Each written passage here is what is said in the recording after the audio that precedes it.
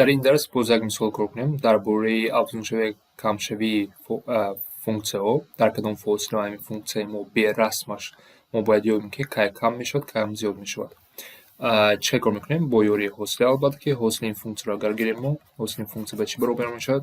Чӣ ки дар ихтиёр дошта бошем каср дошта бошем аввал ҳосилаи суръат 2 мешавад зарби махраҷ x квадрат ҷамъи 2x минус 3 минуси баъд ҳосилаи махраҷ ин мешавад 2x ҷамъи 2 зарби 2x минус 3 хати каср ва махраҷро ба квадрат мегирем. Ин буд қоидаи ҳосила. Биёед акнун инро содда кунем. ҳосилаи мо ба чӣ табдил меёбад? 2x квадрат ҷамъи 4x минуси 6 минуси 4x квадрат ҷамъи 4x минус 2x плюс 2x ман як бора қавсро кушода кор карда истодам минус плюс 6 мешавад. хати каср x квадрат ҷамъи 2x минус 3 дар квадрат мешавад. Бо соддатар нависем. Дар инҷо дида метавонем ки 6 ва минус 6 меравад ва дар охир чӣ мемонад? Минуси 2x квадрат ҷамъи 6x. хати каср мо поинрои хеле ҳам навишта метавонам. x ҷамъи 3 x минуси 1 дар квадрат алоҳида кунам. Сабабаш ҳозир мефаҳмонам барои решавошро ёфтам. Ва ҳосилаи мо агар ман аз поинам агар ба қавсҳо ҷудо кунам ба зарбшавандҳо ҷудо кунам минус 2x x минуси 3 мешавад. ва дар махраҷ боз ҳамон x ҷамъи 3 дар квадрат x минуси 1 дар квадрат мемонад. Акнун мо бояд решаи ҳаминҳоро ёбем. Решаи гуфтам ҳам сурат ҳам махраҷро. Яъне дар инҷо мо решаи модила кор накарда истодем. Решаро ба ёе ки мо нобаробарӣ кор карда истодем. Ҳам боло ҳам поён решаҳош таъсир мекунад. Барои ҳамин кай боло 0 мешавад вақте x 0 мебошад ё ин ки x баробари 3 кай поён 0 мешавад вақте x минус 3 ва x баробари 1. Бо як бори такрар мекунем. Инҳо барои модила не, ин барои нобаробарӣ ҳам сурат ҳам махраҷро бояд ёбем. Акнун биёед чӣ кор мекунем? Хати тирро мекашем. Решаҳоро аз хурд ба калон менависем. Решаи аслма хурдани мо чанд? Минус 3 аст. Ва реша баъд кадом мебиёяд? 0 мебиёяд. Баъд 1 мебиёяд. Баъд 3 мебиёяд. Акнун ҳисоб мекунем дар кадом фосила мусбат аст, дар кадом фосила манфӣ аст. Вақте адад интихоб кунем байни минус беохир дар инҷо беохир аст ва минус 3. Як адад бинем минус 10 бигзор бошад дар ҳосила мемонад.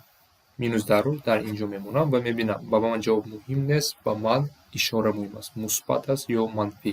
Агар ман минус 10-ро монам боло поён ҳамон вақт мусбат мешавад, боло чанд мешавад? Минус 3 мешавад, минус 3 мешавад ҷавоби мо. байни минус 3 ва 0 як ададро интихоб кунем, минус 1 бигзор шавад. Чӣ ки гуфтем махраҷ ҳамон вақт 0 аст, махраҷ ҳамон вақт мусбат аст.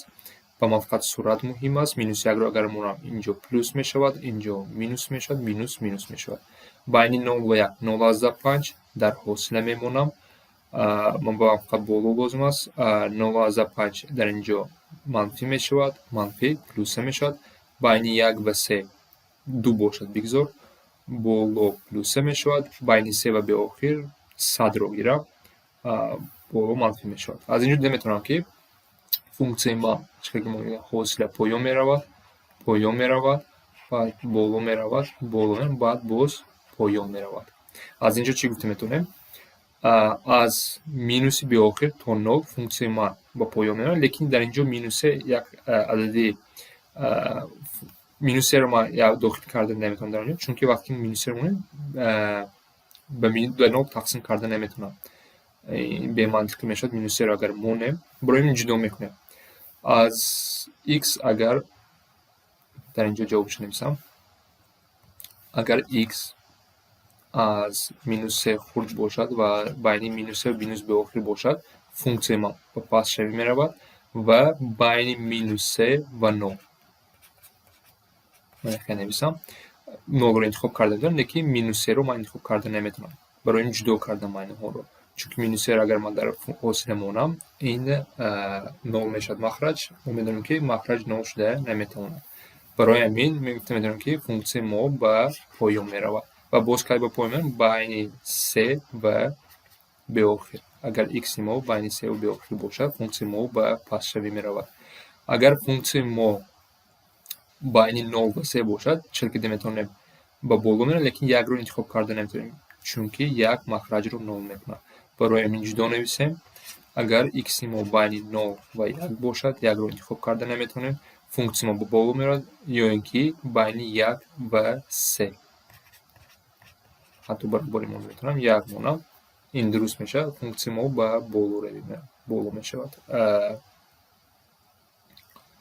0 رو انتخاب کرده میتونم در اینجا و افزون میشه فункцияи ما. رسمش رو بینیم و این رسم هم فункция است. چیزی که میتونیم چی گفته بودیم i0 تو مینوس 3 رو پس میشه لیکن ما میدونیم که تو 0 پس شوی است حتی تا این نقطه پس شوی است اینجا 0 است فункцияи ما در مینوس 3 جدا میشه برای همین در مینوس 3 معین نیست فункцияи ما صحیح در معین نمیداره برای اون جدا کردیم ما لیکن میدونیم که بین 0 و بین مینوس b و 0 کم شده ایستاده است مینوس 3 در اونجا داخل نیست و چیزی که بود میبینیم بین 1 و 3 از اینجا 0 بین 0 و 3 هم زیاد میشه باید 3 چیزی که میدونیم اینجا 3 است بعد 3 bu فункцияش ما و پایان رفته ایستاده است